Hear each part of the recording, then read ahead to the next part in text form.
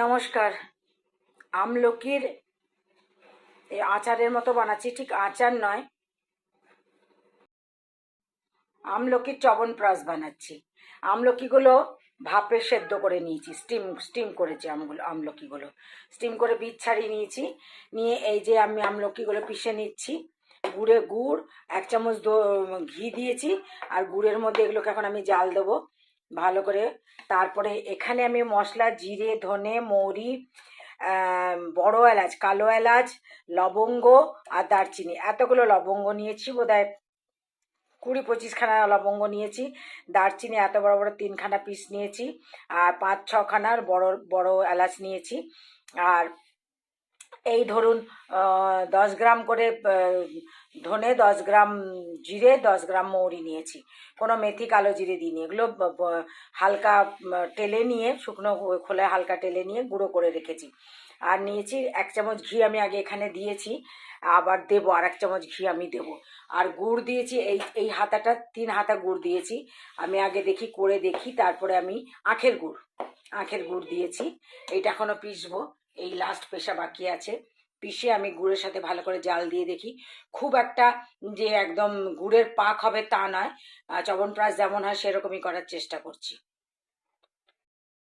এই যে এটা ফুটছে, একটু ফুটে ফুটে ছিটকাবে এটা, কিন্তু ভালো করে এটা গুড়টা আমার মনে হচ্ছে আরও 1 হাতা গুড় লাগবে, দেখি আমি।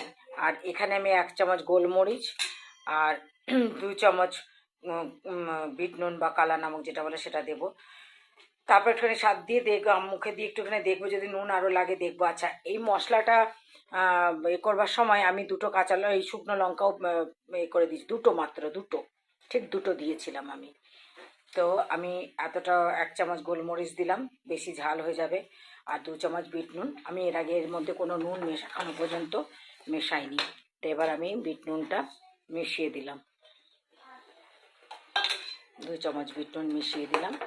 দিয়ে আমি, আমার মনে হচ্ছে আর 1 চামচ গুড় লাগবে, আর 1 হাতা। দেখি, আমি একবার দেখে নিই, তারপরে আর একটু কিছুক্ষণ আমি এটাকে শুকিয়ে নিই। তারপরে আমি 1 হাতা গুড় আমি মিশিয়ে দিয়েছি, কারণ আমি বললামই প্রথমে দেখে যে আমার আর 1 হাতা গুড় লাগবে। এবার এটা শুকাবো, শুকিয়ে তারপর আমি মশলাটা দেবো। আর নামাবার সময় আমি আর এক চামচ ঘি দেবো। এটা বেশ, চ্যবনপ্রাশটা হবে একটু বেশ আচারি টাইপের চ্যবনপ্রাশ হবে, মানে শরীরের জন্যও ভালো, গলার জন্যও ভালো, আর খেতেও মজা লাগবে।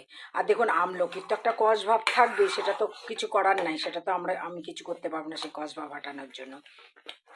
তবু মিষ্টির পরিমাণটা একটু বেশি দিলে, তবে নুনটা এখনো পর্যন্ত আমার পারফেক্ট লাগছে, কারণ এরপর এটা আরও কমবে, তো নুনটা ঠিক হয়ে যাবে।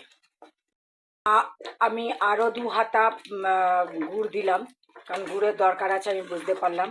আর 1 চামচই, ছোটো চামচের, মানে আমার নুনের যে চামচ, এই চামচের 1 চামচ নুনও দিলাম আরও, মানে সাদা নুনটা দিলাম। আচ্ছা, এখানে কিন্তু আমার 700 গ্রাম, মানে 700-750 গ্রামের মতো আছে, কি বলে, আমলকি আছে, সেটাকে আমি পিষেছি। আচ্ছা, হাফ কেজির ওপরে, মানে 500 গ্রাম মতোই দিলাম বোধহয় গুড়টা, ঠিক আছে। আর এখানে কি কি মশলা দিলাম তাহলে: 10 গ্রাম জিরে, 10 গ্রাম ধনে, মৌরিটা একটু কম আছে, ধরুন 8 গ্রামের মতো মৌরি আছে।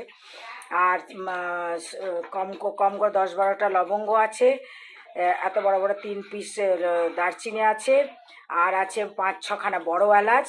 এগুলো সব টেলে নিয়ে, আর 2টো শুকনো লঙ্কা টেলে নিয়ে আমি গুঁড়ো করে রেখেছি এখানে। আর এখানে আমি দিয়েছি প্রায় 1.5 চামচের মতো ঘি দিয়েছি। আবার নামাবার সময় আমি এখনও 1 চামচ ঘি দেবো। আর এটাকে কিন্তু নাড়তে হবে, না নাড়লে নিচে গুড় লেগে যাবে, তেতকুটে ভাব হয়ে যাবে, একটা পোড়া গন্ধ চলে আসবে।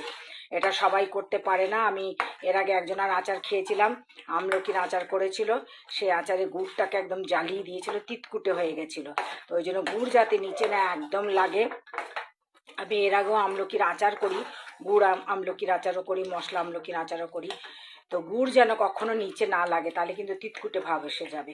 ওই জন্য মিনিট 2 বাদে বাদে এটাকে নাড়তে হবে। আর 1 চামচ দিলাম বিট নুন, কারণ মেয়েকে খাইয়ে দেখলাম, মেয়ে বললো মা একটু নুন দাও, নুন লাগবে। আর আমি যেটা বলতে ভুলে গেছি, এই যে সোঁট পাউডার, যেটা ড্রাই জিঞ্জার পাউডারটা দেবো, সোঁট পাউডারটা দেবো, কারণ সোঁট না দিলে, আদার গুঁড়ো না দিলে তো হবে না, চ্যবনপ্রাশে তো আদার গুঁড়ো থাকবেই। যষ্টি মধুও থাকে আমার কাছে, যষ্টি মধুটা থাকলে আমি দিতাম, যষ্টি মধু নাই আমার কাছে, যষ্টি মধুটাকেও গুঁড়ো করে দিয়ে দিতাম। তো এই আদার গুঁড়োটা না দিলে গলার মধ্যে বেশ ছ্যাঁক ছ্যাঁক করে লাগবে না। আর বললো আর একটু গোলমরিচের গুঁড়ো দাও, তো আদার গুঁড়োটা দিয়ে আগে আমি দেখি, যদি গলার মধ্যে লাগে তাহলে আমি আর গোলমরিচের গুঁড়ো দেবো না। আদার গুঁড়ো আমি প্রায় দেবো 1.5 চামচের মতো। চ্যবনপ্রাশ তৈরি। আমি এই চামচের আর 1 চামচ ঘি দিলাম, তাহলে টোটাল আমি 2.5 চামচ ঘি দিয়েছি।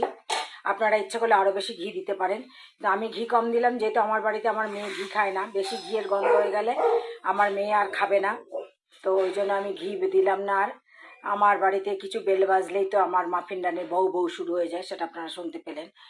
আর মশলাগুলো আপনারা কিন্তু একটু দানা দানা রাখবেন, যাতে দাঁতের মধ্যে পড়ে মশলাগুলো, ঠিক আছে? তাহলে এই হয়ে গেল আমার চ্যবনপ্রাশ আজকের।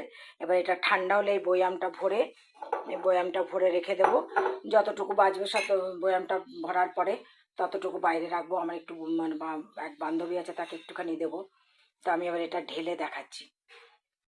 যে চ্যবনপ্রাশে যে আমি যে সোঁট পাউডারটা মানে আদার গুঁড়োটা দিয়েছি, শুকনো আদার গুঁড়োটা, এটা 1.5 চামচ দিয়েছি।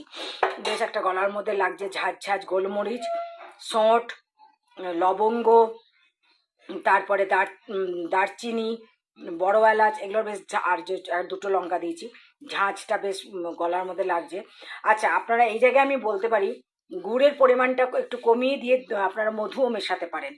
আর যষ্টি মধুটা যদি পান, যষ্টি মধুটাকেও একটুখানি টেলে নিয়ে গুঁড়ো করে এটার সাথে মেশাতে পারেন, ওটাতেও খুব ভালো হবে। আর ঘি আপনাদের ইচ্ছে মতো আপনারা আরও 1 চামচ মেশাতে পারেন। তাহলে আমি সমস্ত পরিমাণ বলে দিলাম, সমস্ত প্রসেস বলে দিলাম।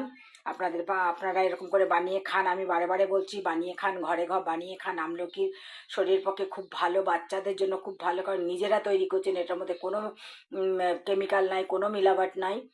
তাহলে আসি, তাহলে নমস্কার। লাইক শেয়ার করবেন, সাবস্ক্রাইব করবেন, অবশ্যই অবশ্যই।